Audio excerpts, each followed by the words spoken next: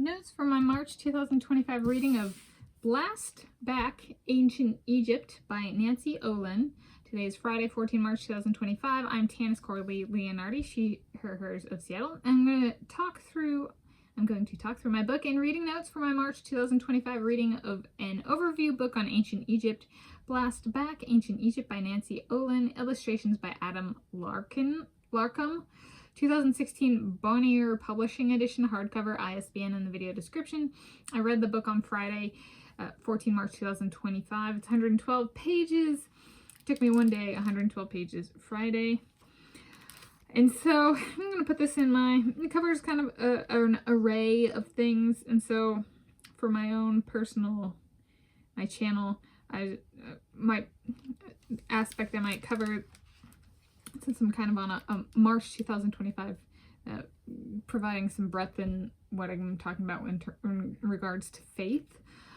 This is one, so it does cover briefly the gods of, or some of the gods of ancient Egypt and some of the religious practices of the ancient Egyptians, such as mummification and some of the rituals and stuff like that.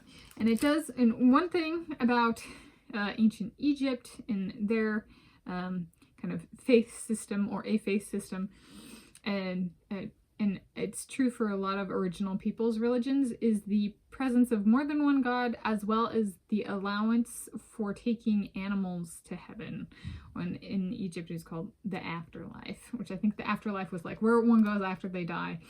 So it was more of a kind of open to what could happen, you know, than like, oh, it has to be purely positive or something like that. As for book formatting, so yeah, I've named the text writer and then the illustrator.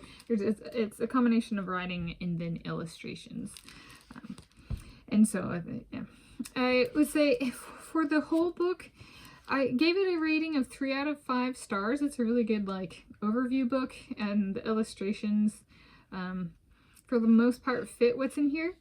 I think there was a bit of misuse. The person who wrote it might not be very culturally sensitive, and definitely used words like kilt is very specific and refers like only to Scottish things, and she used it in reference to the Egyptians. So there's a little bit of a slap ding from me to that person.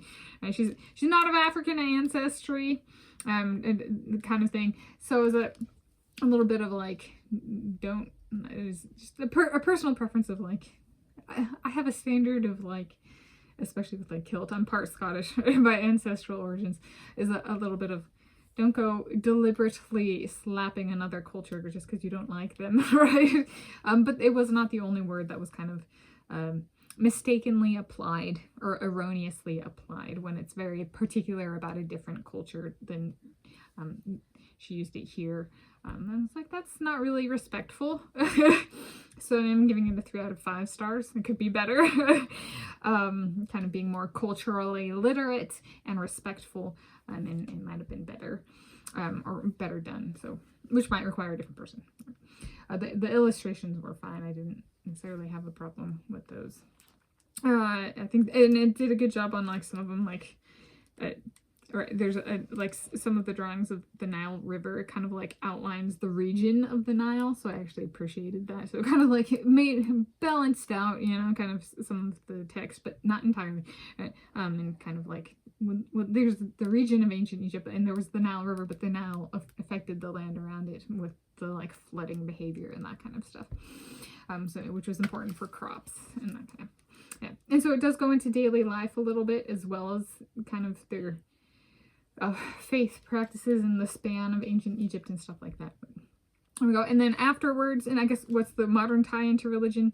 So after ancient Egypt, there was the Roman Empire, and after that, it was conquested by Islam, and so it's currently under Islam rule per this book.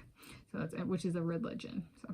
So my notes for my March 2025 reading of Blast Back Ancient Egypt by Nancy Ohlin. Illustrations by Adam Larkum.